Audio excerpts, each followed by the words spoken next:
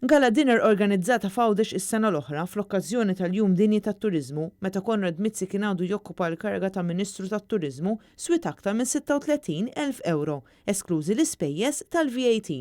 Din l-ikla saret Villa Randall fir-Rabat Għawdex u għalija ma nħarġu ebda sejħiet għall-offerti u jidher li għal din il-gala dinner kienu mistiedna ċirka 80 persuna. Il-mistoqsijiet dwar din l-attività tqajmu fil-Parlament mid-Deputat Nazzjonalista Chris Said, il-kellim tal-Oppożizzjoni dwar Għawdex.